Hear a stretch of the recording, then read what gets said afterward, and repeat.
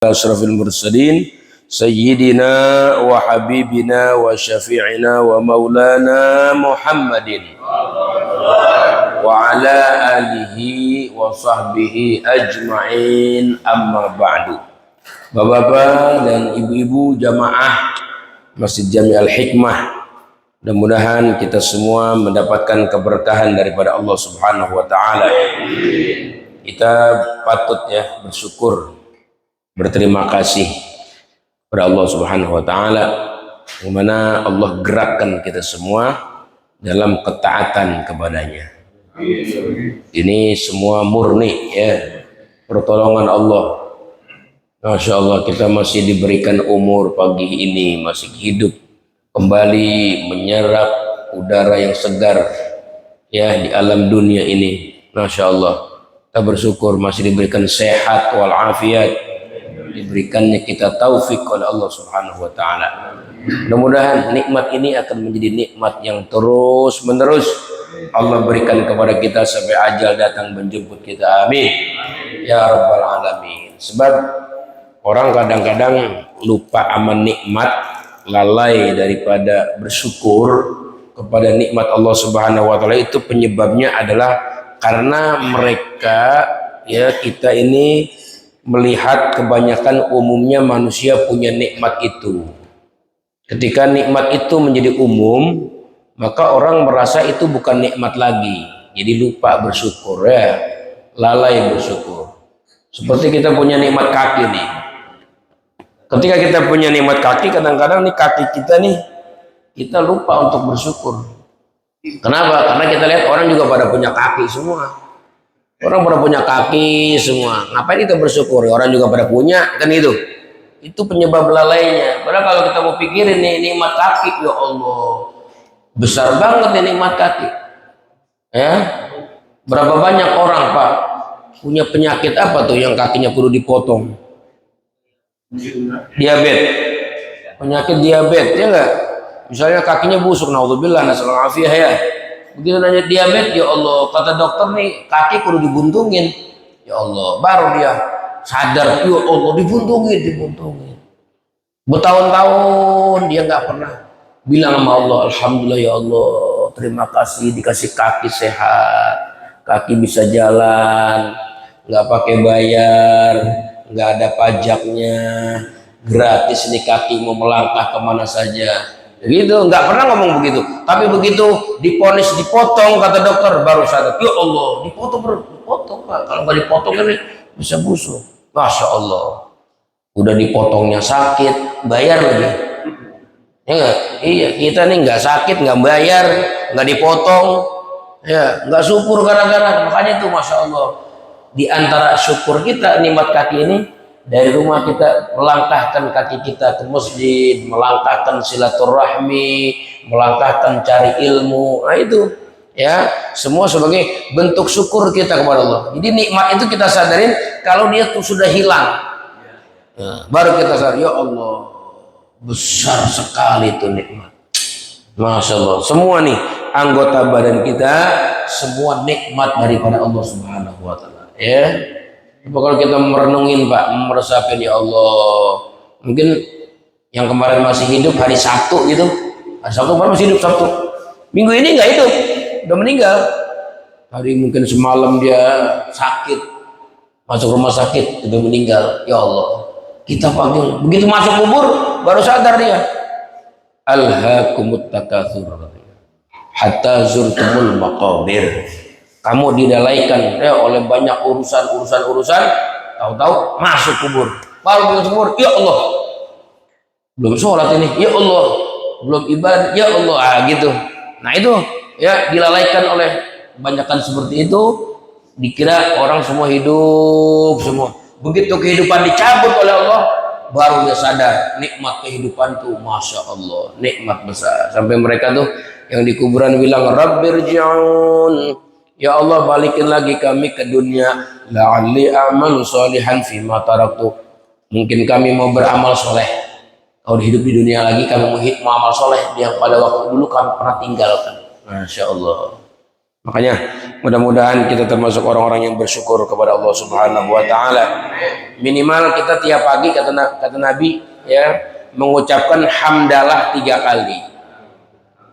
Ya, 3 kali itu. Nabi Adam dulu ketika di bumi dia minta ya Rabb alimni ya kalimat. Ya Allah ajarkan aku 1 kalimat yang dengan kalimat itu aku dapat mensyukuri nikmat-Mu.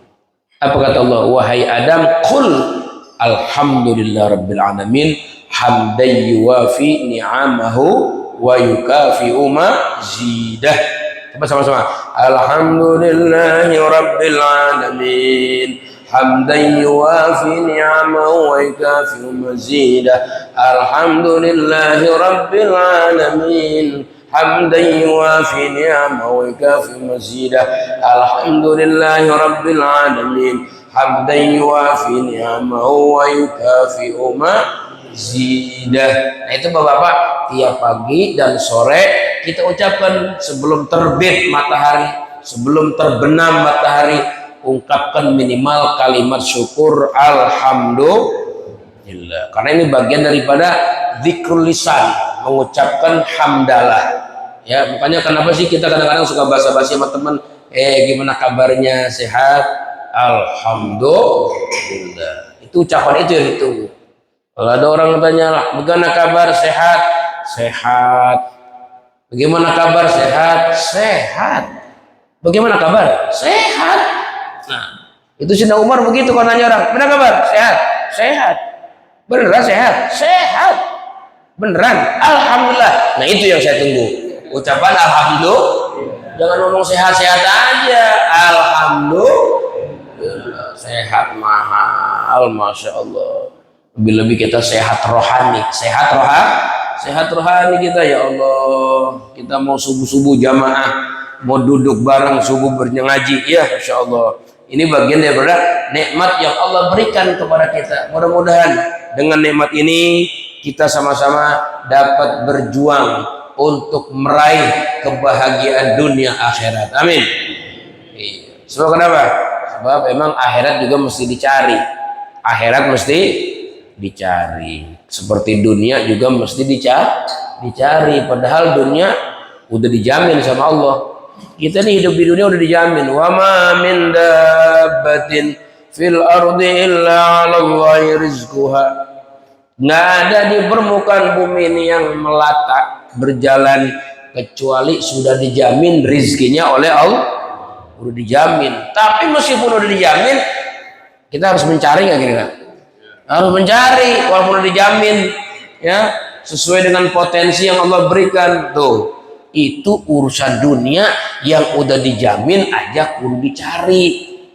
Apalagi urusan akhirat dijamin apa enggak? Ini kita nih akhirat dijamin nggak kira-kira? Kagak dijamin. Kalau gitu dijamin, udah tenang aja di dunia bakal masuk surga. Dijamin nggak masuk surga? Kayaknya kita mah nggak ada jaminan ya. Yang dijamin cuma baru 10 orang aja. Ya dulu al-wasul jannah, sahabat-sahabat Nabi yang waktu hidupnya udah kasih Nabi kunci surga, udah dijamin masuk surga. Kalau kita dijamin nggak? Kagak, kita nggak dijamin masuk surga. Kalau kita pengen masuk surga, kita kudu berjuang ngamalin amalan ahli surga. Sebagaimana kita kudu ngamalin amalan yang menjauhkan diri daripada api neraka. Ya, termasuk nih, ya sembahyang subuh berjamaah. Ini amalan untuk masuk ke surga. Nabi katakan man shallal bardain dakhalal jannah. Siapa yang sholat 2 waktu yang sejuk. Mana waktu sejuk? Subuh sama asar. Dia jaga sholatnya, dakhalal jannah, pasti masuk surga. Amin. Nah, kita jaga nih, ya asar kita jangan sampai ketinggalan, subuh kita jangan sampai ketinggalan. Kita jaga. Kenapa? Ini diantara amalan-amalan yang bakal masukin ke surga. Kudu berjuang. Iya. Orang di dunia nggak berjuang nggak bakalan bisa. Ada orang pengen jadi kiai misalnya, pengen jadi ulama gitu, ya. Cuman nggak belajar ilmu agama, nggak pesantren atau pesantren cuma di pesantrennya, ya bukannya ngaji, mancing mulu, ya nggak. terkeliling, ngayap, ngopi, mancing, tidur, makan, liwet. Kira-kira jadi kiai apa enggak? Jadi kiai enggak kira-kira? Ya kagak jadi kiai, orang kagak belajar, benar enggak? Kalau jadi kiai, pengen jadi kiai mah pesantren, guru sungguh-sungguh. Pesantrennya pilih yang tepat. Oh, udah tepat, kiainya yang ulet ngajarnya. Kita yang mau belajar, guru tekun sungguh-sungguh ngapalnya, baru kita bisa menguasai ilmu. Nah cuma kalau tidur aja di pesantren, kan ada tuh ceritanya, ada ulama di Indonesia, ya gak? Ulama di Indonesia, anaknya di pesantren di negeri Hadramaut di Yaman, ya. Cuma nih anaknya kagak mau belajar di Hadramaut di Yaman, asal ditegur sama teman-temannya, ngaji nggak lu? Tenang, gue anak kiai, gampang jadi kiainya. Kalau lu anak petani, kudu sungguh-sungguh. Lah gue mau jadi anak kiai, gitu. Lah mentang-mentang anak kiai tidur dulu, ya enggak? Lah begitu udah dapat 6 tahun, orang tuanya suruh pulang tuh anak, bikin pesta besar di rumahnya, makan, ya. Kiai-kiai setempat dipanggil sama dia, Pak Kiai, nanti anak saya tolong dites, ya, nahuknya tolong dites. Ya ilmu ya nahunya, sorofnya dites, bikinnya dites. Saya pengen melihat, oh biar orang kampung ini tahu anak saya ini udah sukses sudah 6 tahun. Oh siap. Di kiai kampung diundang sama dia 5 orang, ya, yang ngetes nahu, yang ngetes sorof, yang ngetes fikih, yang ngetes tajwid, yang ngetes berbagai macam ilmu dites. Begitu dites, orang bisa pisan. Nahu aja nggak tahu, coba kamu, ya, fa'il bagaimana definisinya? Fa'il ya begitu dah, ada begitu. Tanya fa'il ya begitu dah, ada. Ya bagaimana? Ya begitu ada gitu ya. Fa'il ropa apa nasab? Ya bisa ropa bisa nasab. Lah bisa begitu. Ditanya nahunya nggak bisa, ditanya fikihnya nggak bisa. Itu bapaknya udah ngadain pesta, pengen nunjukin orang kampung anaknya keluar dari Yaman, akhirnya pingsan di tempat, malu. Ini kenapa? Kagak belajar. Jangan mentang-mentang anak kiai kalau nyantai aja bisa, kagak. Tapi kalau anak petani, meskipun petani, nelayan, tukang becak, pedagang kaki 5, kalau anaknya belajar sungguh-sungguh, jadi nggak kira-kira? Jadi.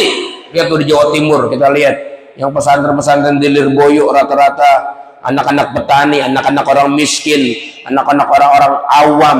Tapi begitu anak jadi pesantren, jadi kiai, jadi ulama. Kenapa? Karena bersungguh-sungguh, ya, belajar baru bisa.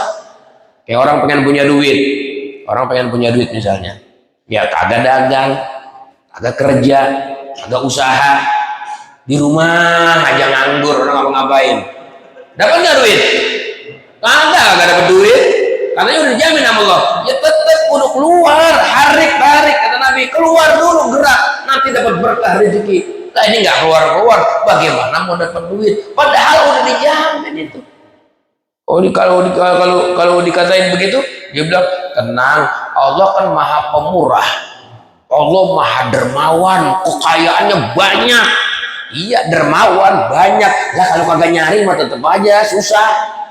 Kan begitu, itu urusan dunia, apalagi urusan akhir.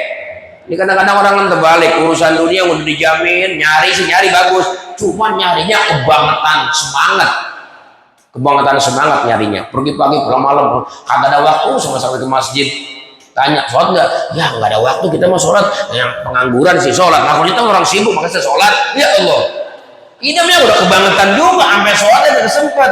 Duduk ngaji ngumpul begini udah kagak sempat, kumpul sama teman sama tetangga kagak sempat, teman sama tetangga sekampung ini kita kagak yang sempat. Kenapa? Sibuk, sebelum subuh udah berangkat, ntar pulang jam 12 malam, begitu ya tiap hari, tahu-tahu mati bae udah. Kaya kagak apa kagak kan begitu. Nah, kan ada ceritanya itu, orang begitu modal nyari duit sungguh-sungguh, habis kesehatan badan aja nggak dipikirin sama dia, yang penting ngumpulin duit. Wah, apa dapat duit banyak, ya, rumah dibangun mewah, bininya cakep, masukin salon tambah cakep lagi, kan begitu. Dan cuma laki orang ada perhatian pisan sama kesehatan, ya habis buat itu, tahu-tahu mati aja tuh. Nah, kan kasihan kalau udah mati begitu mah. Ya, bini muda cakep lah kawin lagi, enak banget laki yang nomor kedua mah, tinggal nikmatin. Ya begitu ditanya lakinya, nanya lakinya yang baru sama bininya, ini rumah siapa? Ya rumah kita berdua. Mobil kita berdua. Laki lu, ya laki itu udah mati, ngapain dipikirin? Begitu. La ilaha illallah. Kenapa? Sengsaranya orang yang kagak pernah mikirin akhirat.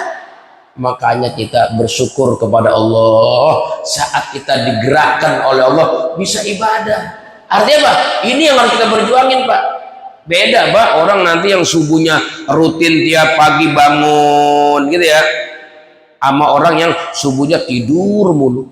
Besok di akhirat beda. Jangankan di kuburan bakal beda. Kenapa? Lah kan yang bangun subuh ini emang arah berjuang juga kan. Berjuang kira-kira.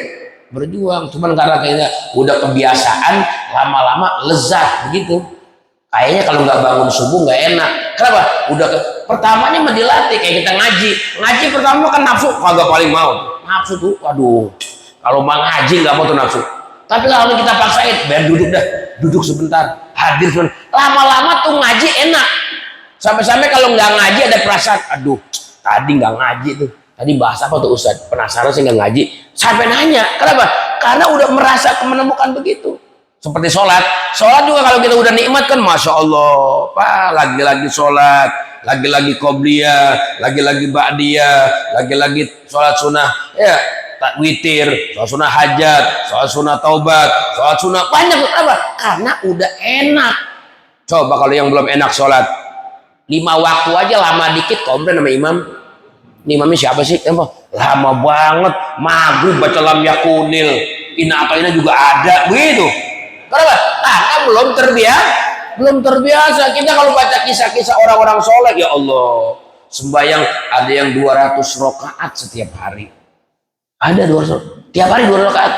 Ada yang sampai 1000 rakaat tiap hari, tiap malam 1000 rakaat. Bahkan Uwais Al-Qarni yang kita udah nggak asing lagi sejarah hidupnya. Uwais Al-Qarni kalau malam tuh datang malam, dia bilang, hadhil lailatus sujud. Ini malam waktunya aku sujud. Dia sujud sama Allah semalaman, nggak bangun-bangun, sujud. Bangun-bangun dari sujudnya, tahu-tahu subuh. Begitu kesungguhan mereka untuk mencapai negeri akhirat. Begitu kesungguhan mereka, udah lezat, udah asyik, udah yang nikmat puasanya rajin, Senin Kemisnya rajin, bahkan sampai meningkat. Ada puasa Daud,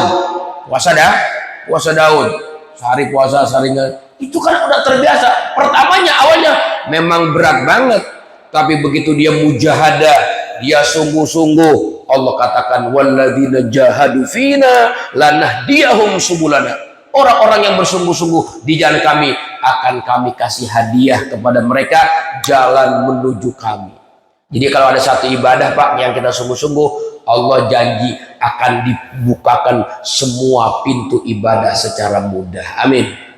Makanya kita rutinin satu ibadah, ada yang kita cintain. Sholat aja kita senengin misalnya, ya, qobliyahnya kita kerjain, ba'diyahnya kita kerjain, ya, itu akan menambah, ya, hidayah Allah kepada kita, sehingga kita akan menggandrungi, mencintai ibadah-ibadah yang selanjutnya. Maka Allah firmankan dalam Al-Quran, waman aradal akhirah wasa'alaha sa'yaha. Jadi siapa orang yang pengen dapat negeri akhirat, dia kudu berjuang amalan-amalan akhirat. Jadi kalau kita pengen bahagia di akhirat, kudu berjuang, kata Allah. Bagaimana berjuangnya? Mengamalkan amalan-amalan akhirat. Wa kana sa'yuhu masykura, kata Allah. Nanti semua perjuangannya akan dibales oleh Allah Subhanahu wa ta'ala. Mudah-mudahan Allah Subhanahu wa ta'ala kita minta memberikan karunia kepada kita, bisa menjaga ibadah kita kepadanya. Amin amin ya rabbal alamin. Bapak yang berbahagia, jadi dalam kitab Imam Ibnu Athaillah As-Sakandari, beliau mengatakan min, ya, alamati, ya, di antara tanda-tanda, ya, mata hati kita redup, ya, iman kita ini kurang terang, di antara tanda-tandanya adalah yaitu apabila kita tidak meninggalkan ibadah kepada Allah, tidak ada perasaan sedih. Nggak ada sedih, makanya kita harus sedih. Aduh, semalam nggak tahajud lagi, sedih itu pagi-pagi tuh, mukanya, aduh, istrinya tanya, ngabang, iya semalam kesiangan nggak tahajud. Itu tanda orang yang hatinya masih terang. Ketika dia berbuat maksiat, dia sedih. Ya Allah, kenapa? Nah, seperti itu. Itu kesedihan begitu, masih ada tanda-tanda cahaya di dalam hatinya, cahaya iman. Makanya itu cahaya itu perlu kita hidupin terus di hati kita. Bagaimana? Dengan kita menghidupkan sunnah baginda Nabi Muhammad SAW. Itu bakal hidup. Ya, sunnah Nabi bakal membuat hati kita jadi terang. Seperti misalnya apa nih ya? Amalan rumah aja. Tuh dalam amalan rumah banyak sunnah Nabi. Kalau kita praktekin, itu dia akan menambah sinar cahaya iman di hati kita. Seperti misalnya kita didik anak-anak kita ajar anak-anak kita. Nah, ini kita amalan rumah. Yuk samain nama Nabi. Gimana? Masuk rumah kaki kanan, keluar rumah kaki kiri. Coba belajar berkomitmen. Masuk rumah kaki kanan, keluar kaki kiri. Itu secara perbuatan, ya, secara perbuatan seperti itu. Belum secara ucapan. Gimana secara ucapan? Kalau masuk rumah, assalamualaikum, ya minimal assalamualaikum. Kalau nggak ada orang di rumah, assalamualaikum wa ala ibadillahis salihin, gitu. Karena di dalam rumah kita juga ada loh hamba-hamba soleh dari kalangan jin, ya, dari kalangan jin ada. Assalamualaikum wa ala ibadillahis salihin.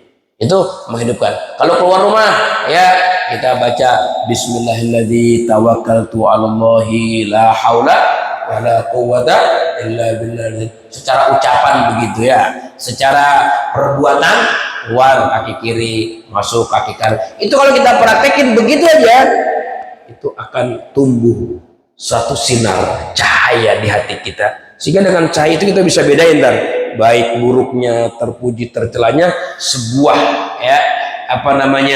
kejadian apa yang kita pandang gitu, itu akan terlihat dengan cahaya itu, ya.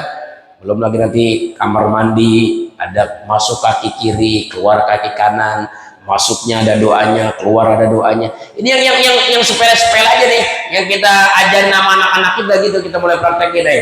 Kamar mandi nih, ini ya, masuk kaki kiri, keluar kanan, ada doanya nih. Bismillahirrahmanirrahim. Allahumma inni a'udzu minal khubusi wal khaba'is.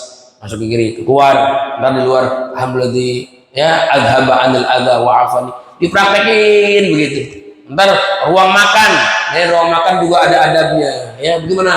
Makan minum kita lakukan harus sambil duduk, nggak boleh makan minum sambil berdiri. Kenapa? Ikut Nabi, gitu. Ikut Nabi Muhammad SAW. Makan minum sambil duduk. Sebelum makan ikut Nabi, gimana? Cuci tangan dulu, pakai tangan kanan. Sebelum makan ucapkan minimal Bismillahirrahmanirrahim. Habis makan alhamdulillah. Itu semua ya kita lakukan begitu, ya, dalam rangka apa? Menyesuaikan dengan amalan Nabi Muhammad SAW. Sebab itu nur, Pak. Ini nur. Ja'akum nurun. Telah datang ke belakang cahaya. Nah, gitu. Ini cahaya Nabi Muhammad yang dibawa amalan adalah ajaran praktek amalan rumah. Nah, seperti itu. Kedua, ya, apa tuh? Ada amalan masuk rumah, ada amalan masuk kamar mandi, ada amalan rumah makan, ruang makan, ya, ruang makan. Ada amalan kamar tidur. Nah, kamar tidur mana? Sebelum tidur ada doanya. Syukur-syukur kalau bisa mau tidur wudhu dulu, yang bersih wudhunya, cakep. Begitu tidur, ya, sebelum tidur baca doa dulu, kalau bisa istighfar dulu, Allah astagfirullahaladzim, baru kita tidur. Untuk apa sih begitu? Untuk, ya, menyesuaikan kerjaan kita Nabi agar hati kita makin itu. Kalau anak-anak kita begitu, Pak, anak-anak kita bisa begitu tuh, kita perhatikan. Ntar begitu dia sekolahnya STM lah, SMK lah, kuliah lah, ya, nanti di luar sana dia akan terjaga dalam pergaulannya, dia akan terlindungi dengan cahaya Nabi Muhammad SAW. Jadi nggak bahaya, nggak khawatir kita. Kenapa? Karena udah terdidik di dalam rumahnya itu, ya, betul-betul di dalam rumahnya nih dididik oleh orang tuanya dengan ajaran Nabi Muhammad Shallallahu Alaihi Wasallam. Jadi jangan dilepaskan begitu. Jadi ada orang mu'alaf masuk Islam gitu, ya barengan kita punya guru-gurunya kita itu ya pernah silaturahmi ceritanya ke orang mu'alaf itu untuk memperkuat ya hubungan persaudaraan. Begitu dia duduk silaturahmi itu ya, ketika dia sedang ngobrol tiba-tiba nih bapaknya nih ya dengar anaknya panggil, Pak, Ayah, kenapa mau kamar mandi? Oh, tunggu sebentar, dianterin itu ke kamar mandinya ya, masuk kaki kiri keluar kaki kanan, diajarin doanya sampai seperti itu. Seorang mu'alaf seperti itu, jadi udah menanamkan ya kepada anak-anaknya itu seperti itu pendidikan. Nah itu namanya usaha zahir, usaha yang bersifat nyata dalam pendidikan untuk menyesuaikan semenjak dini terhadap anak-anak kita, untuk menyesuaikan amalan rumah kita ini agar sesuai dengan ajaran baginda Nabi Muhammad Sallallahu Alaihi Wasallam. Gitu ya Pak, itu pendidikan. Makanya lebih-lebih seorang perempuan ya, istri kita gitu ya, istri kita ini harus kita bilangin anak-anak kita coba dilatih makannya, tidurnya, semua aja gitu. Kalau dia komplain, dia protes, bilang kita ini nggak punya manusia yang kita andelin besok meninggal ya, kecuali syafaat Nabi Muhammad Shallallahu Alaihi punya ada hubungan. Nah kalau pengen lebih mantep lagi, kata kita punya guru itu, selain perjuangan seperti itu ya, yang kedua kalau bisa hubungin nomor darurat. Nah jadi ternyata ada nomor darurat juga dalam ajaran Islam. Sebagaimana kita punya nomor darurat kalau listrik mati, nomor darurat ya, menghubungi Blangkbir, nomor darurat ya nggak, rumah sakit ya ada nomor darurat. Nah kita juga punya nomor darurat dalam beragama untuk mendidik anak-anak kita. Bagaimana nomor daruratnya? Orang tuanya nih ya, dua-duanya ayah ibunya bangun malam minta kepada Allah supaya Allah pegang hati anak-anak kita di jalan Nabi besar Muhammad Shallallahu Alaihi Wasallam. Jadi nomornya Pak, nomornya 2 ya, 2 nomornya 2 ini artinya suami istri bangun kompak. 2 yang nomor kedua 2 rakaat sholat hajat, sholat malam, minta kepada Allah Subhanahu Wa Taala, minta kepada Allah agar apa? Agar dikaruniai anak yang soleh. Nabi-nabi zaman dulu ya Allah, doa-doa mereka sisipkan doa terpenting di antara mereka yang berdoa kepada Allah, minta kepada Rabbana hablana min azwajina wa dzurriyyatina qurrata a'yunin waj'alna lil muttaqina imama. Itu kan doa Nabi Ibrahim ya. Rabbana hablana, ya Allah berikan untuk kami ya, min azwajina, istri-istri kami, wa dzurriyyatina, anak cucu keturunan kami semua ya, qurrata ayun, jadi penyejuk mata ya, waj'alna lil muttaqin, jadikan kami semua menjadi imam untuk orang-orang yang bertakwa. Makanya tuh Nabi Ibrahim ya Allah doanya mustajab ya, begitu dia berdoa semua anak keturunannya nih menjadi orang-orang imam besar. Nabi Ishak, Nabi Ismail, Nabi Ishak punya anak Nabi Yakub, Nabi Yakub punya anak Nabi Yusuf ya enggak, itu pada punya anak. Nabi Ismail punya anak Adnan terus ke bawah, orang besar semua, kakek-kakeknya Nabi kita sampai kepada Nabi kita Muhammad Shallallahu Alaihi. Bahkan Nabi bilang aku ini jadi begini, kata Nabi nih, aku jadi begini lantaran doa kakekku Nabi Ibrahim alaihissalam. Jadi kita ada andil buat mendoain anak-anak kita. Jangan anak bandel malah dimarahin, bener gak? Tambah bandel dia, disumpahin lagi, tambah suwe hidupnya, betul gak? Iya, orang-orang dulu tuh jaga banget tuh, nyumpahin anak. Ya, kita diceritain tuh sama guru kita dulu, katanya waktu masih kecil ya, namanya anak kecil ya, biasalah anak kecil namanya, nakal-nakal sedikit begitu ya. Tapi ketika orang tuanya marah, malah doanya Allah yahdi, Allah yahdi. Semoga Allah memberi hidayah, semoga Allah memberi petunjuk kepadamu. Jadi doa yang keluar begitu. Itulah ya cerminan orang-orang yang sudah terdidik dengan ajaran baginda Nabi kita Muhammad Shallallahu Alaihi Wasallam. Dulu dalam kisah-kisah imam-imam besar ya, yang 4 mazhab itu, Imam Hanafi, Imam Maliki, Imam Syafi'i, Imam Hambali, ini semua jadi ulama besar. Ternyata itu nggak lepas dari perjuangan ibunya, orang tuanya. Sampai diceritakan tuh Imam Ahmad bin Hambal yang kita kenal dengan Imam Hambali itu umur 10 tahun udah dibangunin sholat tahajud sama ibunya. Ayo bangun tahajud. 10 tahun udah dilatih bangun tahajud. Ntar habis bangun tahajud subuh dianterin sama ibunya ke masjid, ibunya nungguin di luar. Ya anaknya nih sholat, begitu sholat tapi baru pulang. Begitu setiap hari sampai Imam Ahmad bin Hambal ketemu Imam Syafi'i ngaji jadi ulama besar. Begitulah. Karena apa? Karena ini Pak, kita di dalam beragama yang urgen, ya yang sifatnya urgen ini dalam beragama itu yaitu kita perhatian sama anak-anak kita. Zaman sekarang nih Masya Allah ya, apalagi ada handphone kayak begini nih. Wah, ini handphone kalau kita udah kasih bebas sama anak kita, udah diracun tuh anak, nggak mau ngaji, apalagi pesantren, nggak mau pesantren. Kenapa? Karena udah dikasih handphone, ya enggak?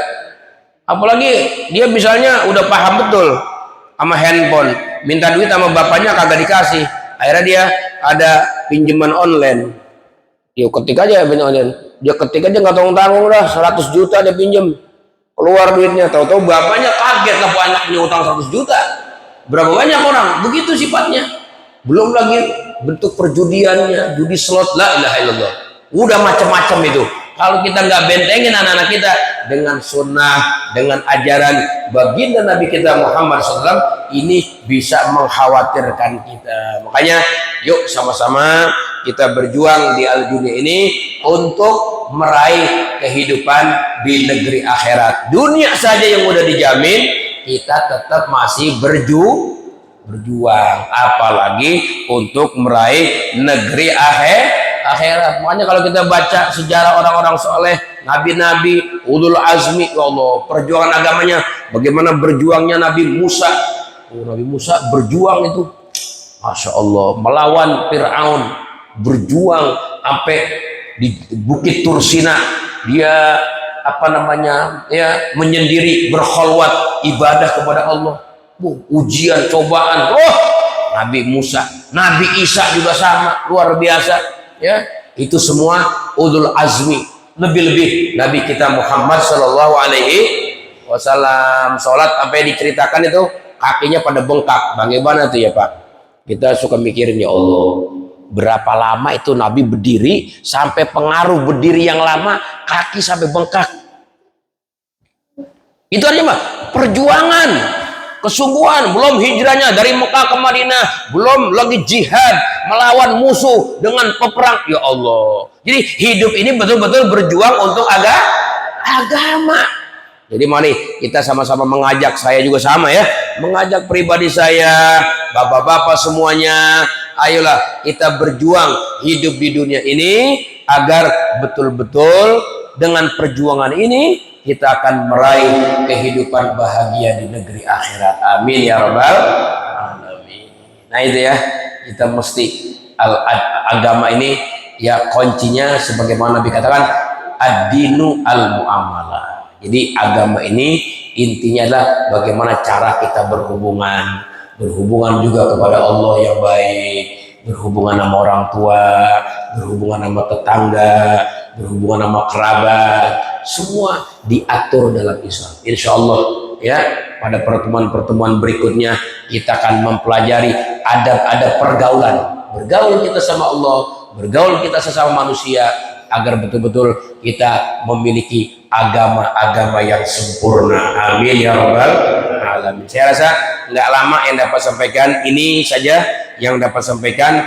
Intinya marilah kita berjuang ya, berjuang bersungguh-sungguh melaksanakan ibadah, terlebih ibadah yang wajib ya.